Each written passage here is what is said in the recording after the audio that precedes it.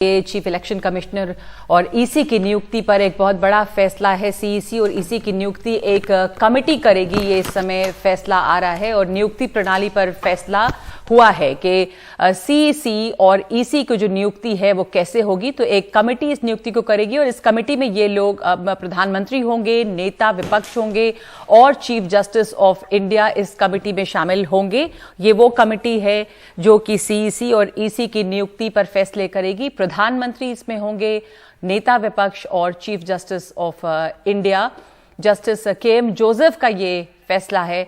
मुख्य चुनाव आयुक्त और चुनाव आयुक्त की नियुक्ति एक कमेटी करेगी। ये इस वक्त बड़ा फैसला आया है। बिल्कुल, और इसमें हम अपने सहयोगी आशीष भार्गव के पास जाने की कोशिश करेंगे और आशीष से समझने की कोशिश करेंगे। अपने आप में बहुत अहम है क्योंकि लगातार पारदर्शिता की बात आती रही है और ये एक चुनावी प्रक्रिया है, क्योंकि हम सब जानते हैं कोलिजियम को लेकर कितनी चर्चा हो रही है और अब ऐसे में अगर मुख्य चुनाव आयुक्त और चुनाव आयोग को लेकर ये फैसला आता है, ये अपने आप में बहुत अहम है। इसको समझना होगा, हमें ये भी देखना होगा सरकार की क्या प्रतिक्रिया इसमें आती है। लेकिन अपने आप में अमूमन तौर पर इसमें प्रधानमंत्री भी होंगे, साथ ही नेता विपक्ष भी होंगे और ये अपने आप में कारगर कदम समझा जा सकता है, क्योंकि चुनाव आयोग पर विपक्ष ने कई सवाल उठाए थे। आशीष भार्गव अगर हमारे साथ अब जुड़ गए हैं, मुझे बताया जा रहा है जुड़ने जा रहे हैं, शायद वो और जानकारी इकट्ठा कर रहे होंगे। बता दें कि तमाम जो तस्वीरें आप देख रहे हैं तो ये बेंच है जिसने फैसला लिया है, जिसमें जस्टिस अजय रस्तोगी हैं, जस्टिस अनिरुद्ध बोस हैं, जस्टिस ऋषिकेश रॉय, जस्टिस सीटी रवि कुमार और justice KM Joseph. Supreme court के 5 जजों की ये संविधान पीठ है जिसका ये फैसला है कि चीफ इलेक्शन कमिश्नर और इलेक्शन कमिश्नर की जो नियुक्ति है वो कैसे एक कमेटी करेगी। इस प्रणाली पर एक बड़ा फैसला आया है और इसमें प्रधानमंत्री होंगे इस कमेटी में। लेकिन साथ साथ एक बड़ी बात है कि पारदर्शिता बनाने के लिए नेता विपक्ष भी इसमें शामिल होंगे। तो ये इस वक्त की एक बड़ी खबर है। लेकिन उसके अलावा जो आज वोटों की गिनती हो रही है नॉर्थ ईस्ट के 3 राज्यों में, त्रिपुरा, नागालैंड और मेघालय, वो तो है ही निधि, और इस बार अब काफ़ी स्लो चल रही है जो काउंटिंग है, तो उस पर भी हम आएंगे। लेकिन इस वक्त ये बड़ी खबर है कि सुप्रीम कोर्ट के 5 जजों की संविधान पीठ ने यह फैसला दिया है कि एक कमेटी बनेगी अब आगे।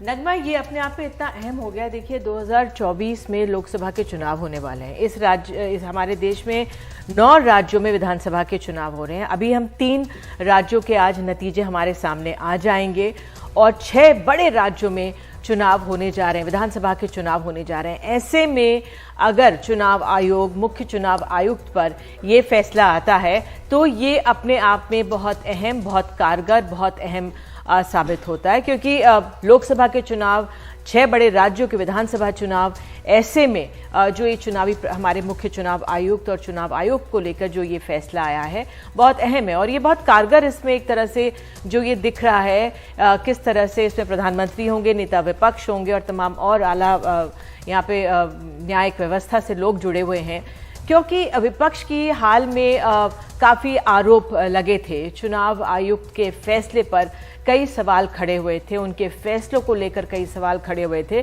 तो सुप्रीम कोर्ट में याचिका गई होगी और इस लिहाज से ये अपने आप में हमें, क्योंकि कोलिजियम को लेकर भी हमारे सहयोगी आशीष भार्गव हमारे साथ जुड़ गए। आशीष, ये अपने आप में बहुत अहम है, कितना बड़ा बदलाव इसे माने, जरा बताइए हमें। जी देखिए, बहुत बड़ा बदलाव है। उस सीधे सुप्रीम कोर्ट ने कहा है कि चुनाव में पारदर्शिता, निष्पक्षता के लिए मुख्य चुनाव आयुक्त और चुनाव आयुक्त जो हैं उनके लिए उनकी जो नियुक्ति है वो पारदर्शी होनी चाहिए और एक कमेटी की तरह होनी चाहिए, जिसमें कमेटी के थ्रू होनी चाहिए, जिसमें प्रधानमंत्री होंगे, लोकसभा में नेता विपक्ष होंगे और इसके साथ साथ जो है सीजीआई, देश के मुख्य न्यायाधीश होंगे। सुप्रीम कोर्ट ने ये भी अपने 5 जजों के फैसले में कहा है कि चुनाव आयोग की स्वायत्तता और स्वतंत्रता बनाने के लिए और किसी भी तरह के उसे काम में किसी तरह का भी इंटरफेयर ना हो, दखल ना हो, उसके लिए जरूरी है कि ऐसी एक कमेटी का गठन किया जाए।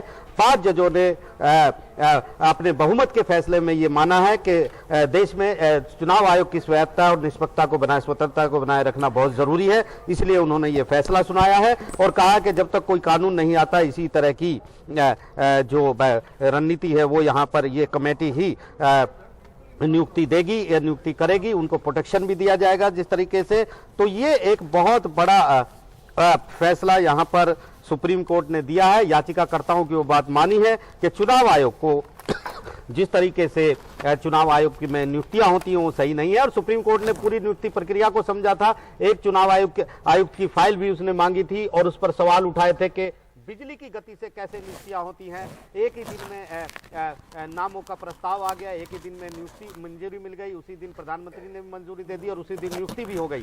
24 घंटे के अंदर ये सब कैसे हो गया, ये बड़ा सवाल सुप्रीम कोर्ट ने पूछा था। और अब सुप्रीम कोर्ट ने सीधे सीधे चुनाव आयोग की पूरी जो अभी तक नियुक्ति की प्रक्रिया होती थी उसको रद्द कर दिया है, और अब एक नई प्रक्रिया होगी मुख्य चुनाव आयुक्त और चुनाव आयुक्तों की, और सीधे तौर पर एक कमेटी, इंडिपेंडेंट कमेटी, जैसे कोलिजियम का सिस्टम होता है इसी तरह ये कहेंगे कि ये आदेश दिया है कि कार्यपालिका के हस्तक्षेप से चुनाव आयोग के कामकाज को पूरी तरह बचाने की जरूरत है, उसको अलग करने की जरूरत है। और ये भी कहा है कि चुनाव आयोग को सीईसी के समान सुरक्षा दी जानी चाहिए, सरकार उन्हें एकदम से हटा भी ना पाए। ये तमाम चीजें हैं जो काफी बड़ी यहाँ पर फैसला दिया है, और इसके ये एक ये बड़ा फैसला है। इसमें हम इसलिए कहेंगे कि जो मांग हो रही थी, जिस तरह सवाल चुनाव आयोग के कामकाज पर उठाए जा रहे थे,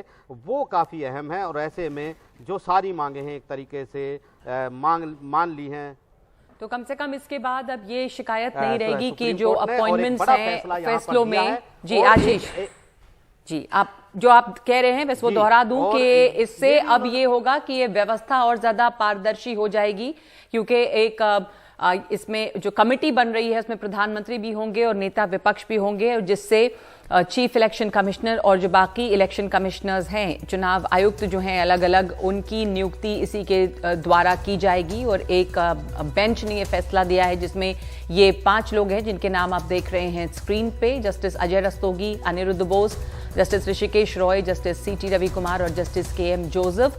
तो ये इन्होंने ये फैसला दिया है, और एक जो कमेटी बनेगी वो अब ये फैसला लेगी कि कैसे चुने जाएंगे इलेक्शन कमिश्नर।